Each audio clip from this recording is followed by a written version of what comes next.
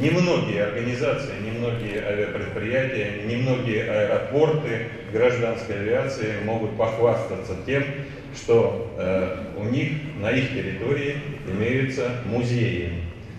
Музей – это прежде всего история. А что такое история? История – это люди, прежде всего.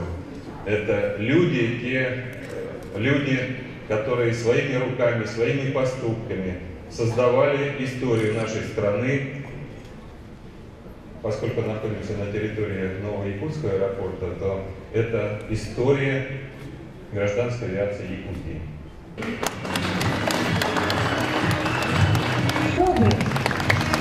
Первым, кто будет передан этот памятный сувенир на долгую вечную память.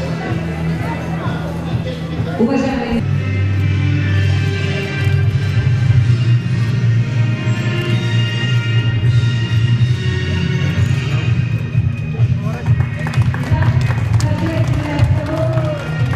В этом музее сосредоточены документы истории авиации Якутии за весь период ее существования.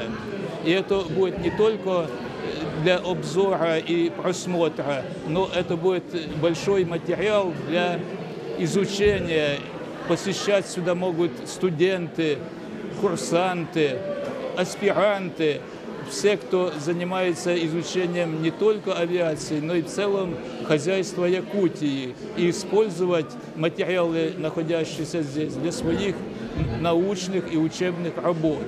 Так что музей имеет очень широкое значение в целом и для авиации, и в целом для Республики Саха-Якутия.